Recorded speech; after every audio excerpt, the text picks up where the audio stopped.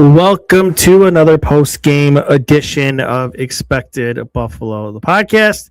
We are brought to you by One Pie Pizza at onepiepizza.com and Hiller in Comerford, hillercomerford.com, 1-866 Law for your local personal injury and disability go-to.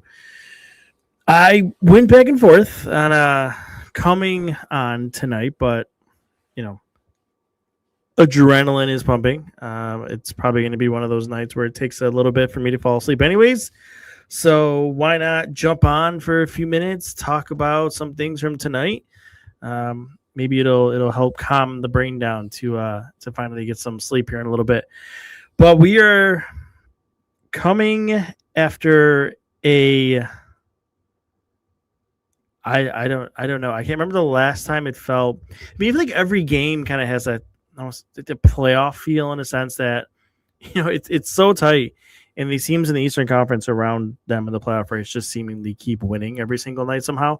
So if it's like every game, I don't know, must win at this point, but if like you got to have it, and you can only maybe lose one, maybe two in a row, and you got to get right back on it. Thankfully, they've only in the 17 games where they're 15. What are they, 15-2 now?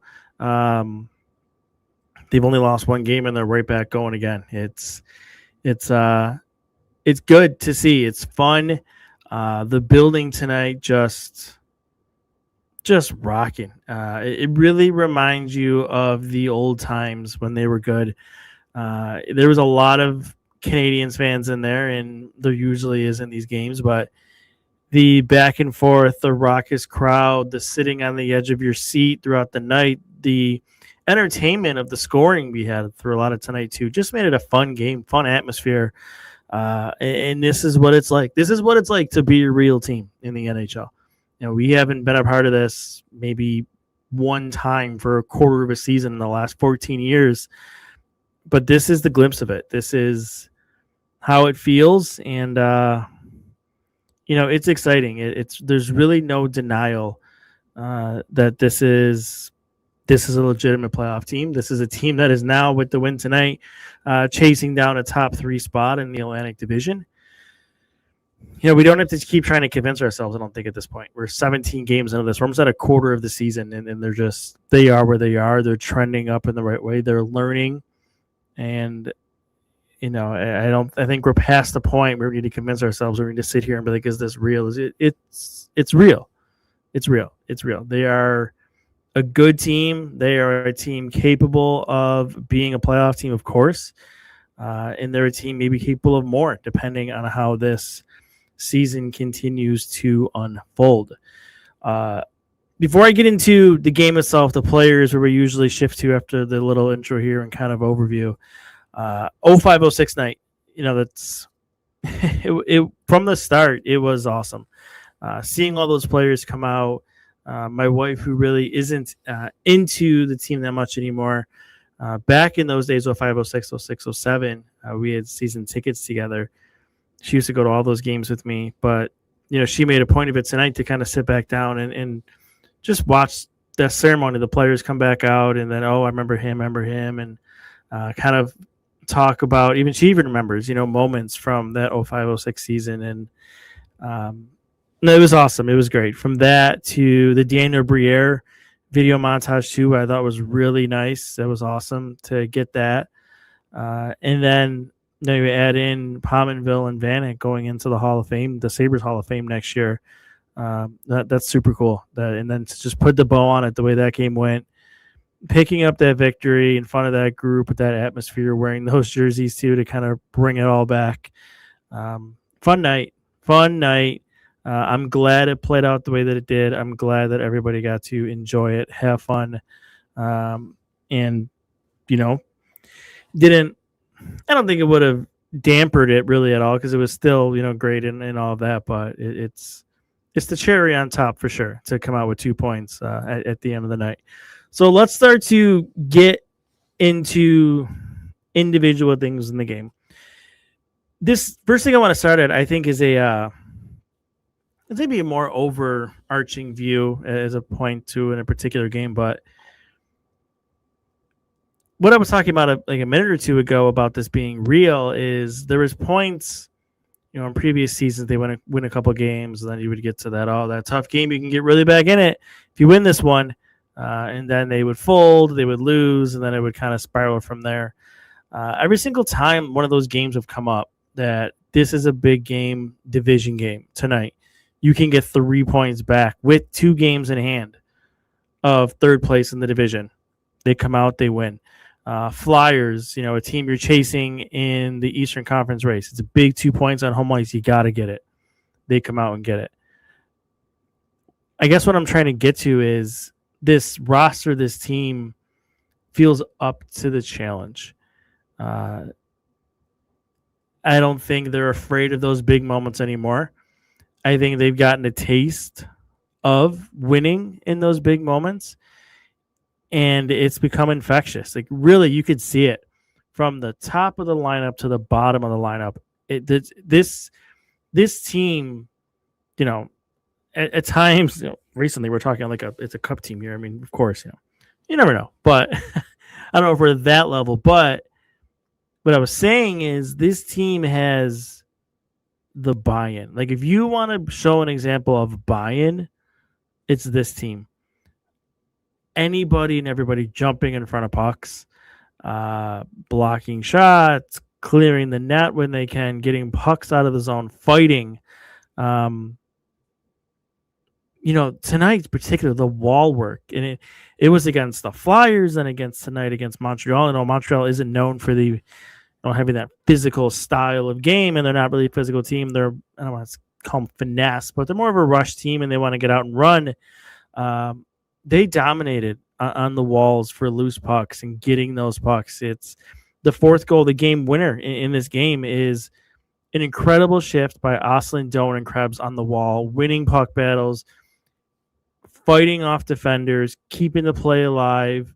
And then Krebs, that final puck win on the wall, gets it out to Doan, who then gets it to Tage, who jumps on the ice for Oslin, and 4-3, and they're on their way. Winning hockey. I feel like I keep saying it every time I do one of these, but it's winning hockey. And it's great to see it going. It's something we've talked about for years, and we know that they were a good get out and run offense. They created off the rush. That's what they wanted to do. And the way I described it is they needed a curveball. When teams took away their fastball, they didn't have the curveball of a forecheck. Well, this team got a curveball in the offseason. They can forecheck with you. They can grind you on the net. They'll get out and run with you. It's not always clean. It's not always perfect, and that's just the makeup of where they are as a roster.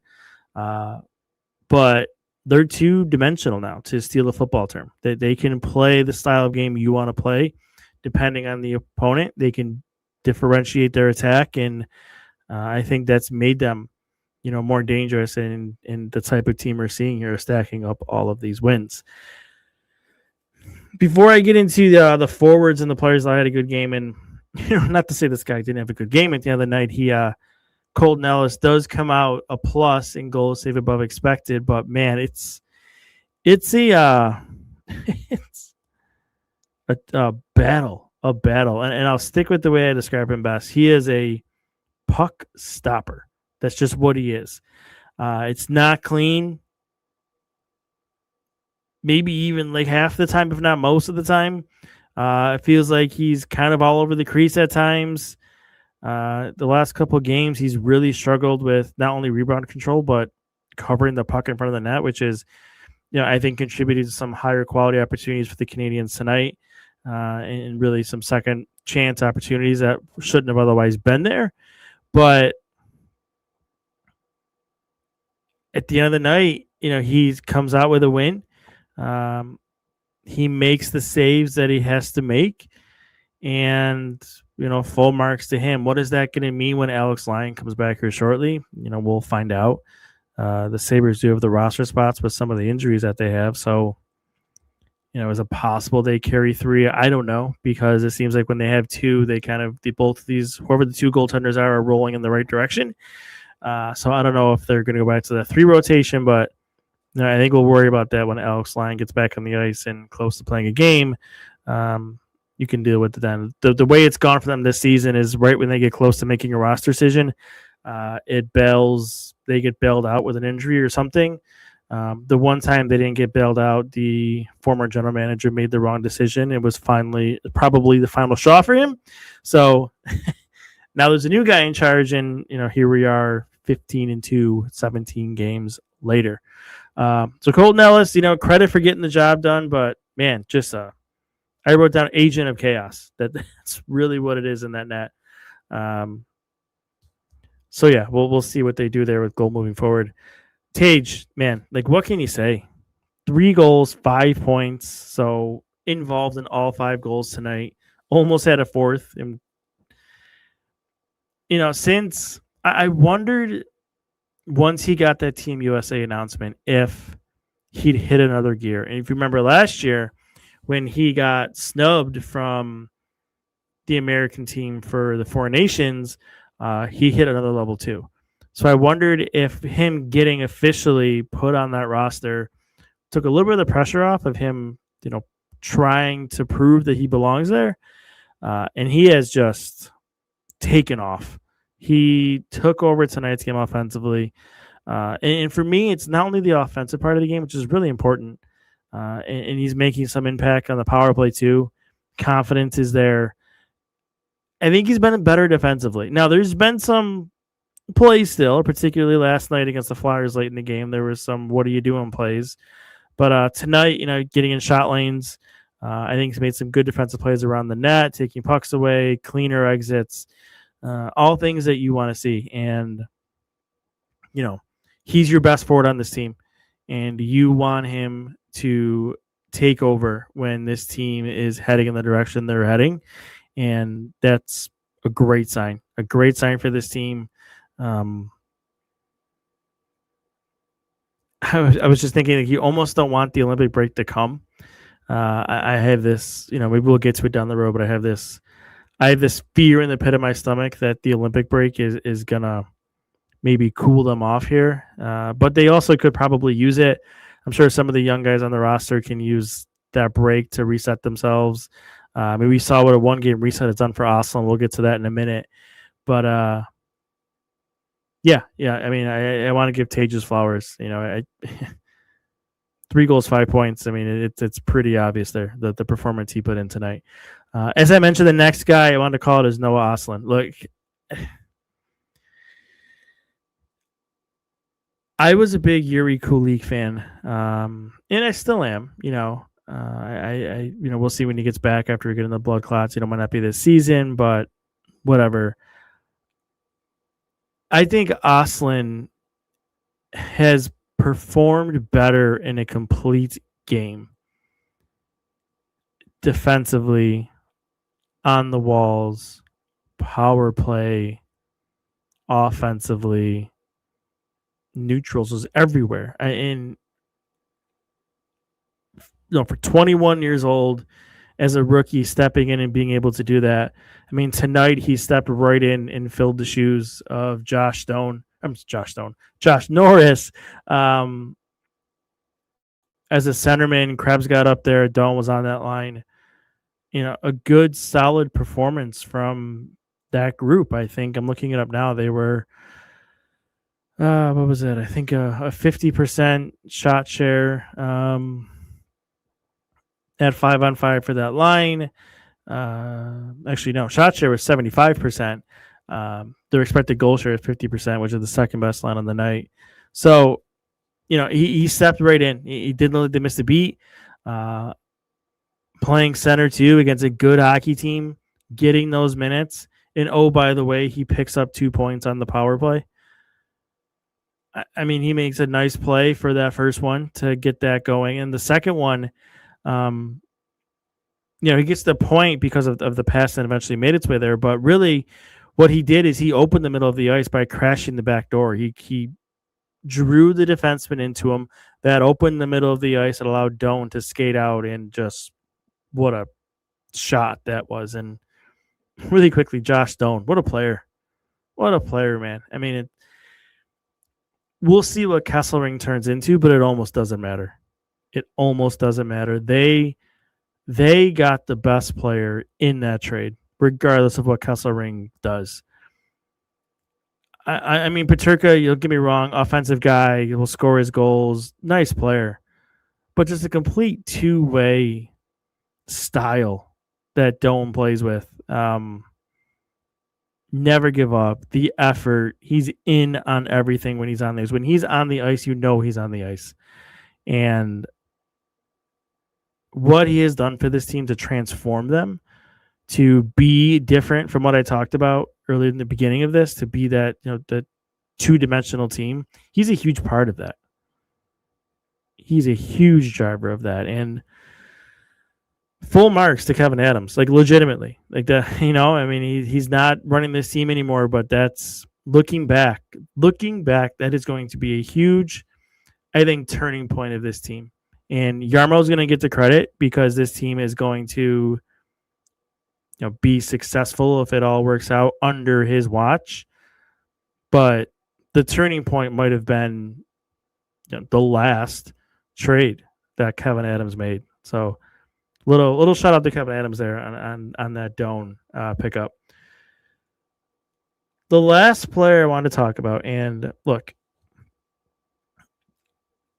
when it comes to Owen Power, I have almost exclusively set up the I guess the best way to put it, philosophy of don't talk about him. I don't mention him very much, and if I do, it's in passing, because of the strong beliefs that people have about him in particular, and really just conversations for the most part don't go anywhere. People are dug in on their side, whatever side you're on.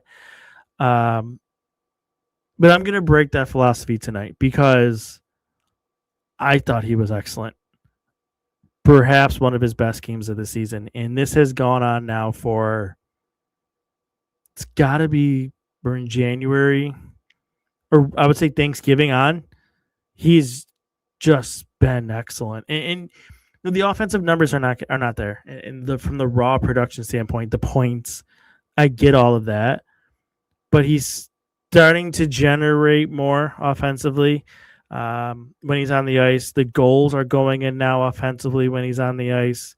But the big difference that is really, truly undeniable, and this is also acknowledging that the Panthers game-winning goal, I thought he could have did a better job on cover around the net.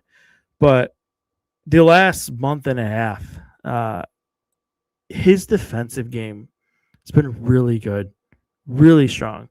He's attacking more on entries, defending the blue line better. And it's not just using his body, which he is doing a little bit more. He's being more physical and more aggressive around the net to clear it out, to cover sticks, and on the walls too. He's leaned on people more. But what I don't think he ever really used properly, and this is even going back to college, is his reach. And somebody got to him. I don't know who it is. I don't know if it was Lindy Ruff. I don't know if it was the defensive coach. Somebody got to him and told him how to use his reach, because he is using it to his advantage, and it has gone a long way. I mean, how many times? Handful of times, just in this game alone, using that reach to knock the puck off the opponent's stick, to clear the zone, to stop an entry against. If you want to be the person who still, denies how he's playing and all that, then it's fine. Whatever, do you, and everyone's entitled to their own opinion. But I mean, you're starting to get the player I think that we wanted. The defensive game is coming around, and if the offense, the raw production starts to come back, I mean, there's a player there. The $8.3 million contract he has right now that a lot of people thought is a bad contract is going to start looking like a steal when these new contracts come in. He's in a dip way down in how defensemen are paid, and he's just eating minutes. 20-plus minutes a night now consistently. It's allowed this defense to solidify. It really has. It's not just Dahlin and Samuelson. It's Power's part of that. And to his credit, so is Bo Byram. both of them, I think, have just exploded at close at the same time. I think Power got going first, but Byram has got going too. And it's going to be interesting when Kesselring gets back, probably on Saturday. I thought he played today, but seems like Saturday is where he's going to step back in. How they figure that out, because they just have an excellent rotation going on right now. So do they just go to Byram and Kesselring? I'm sorry, Bryson and Kesselring, and just see how that goes? Do they split Byram and Power up to give a little bit more of diversity through your three pairs? I don't know.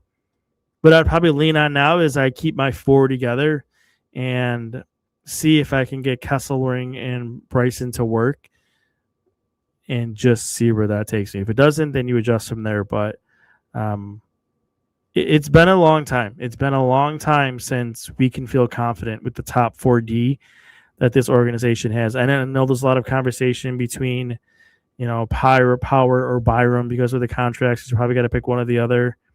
Maybe you do, but that's a conversation we can have next season even. Like, Byram has one more year left. Ideally, you'd like to sign him in the summer, sure, but you don't have to. The same thing with Talk. You could take it and go and figure that out as you go. It's not something, I guess what I'm trying to suggest is people I think need to really stress about right now.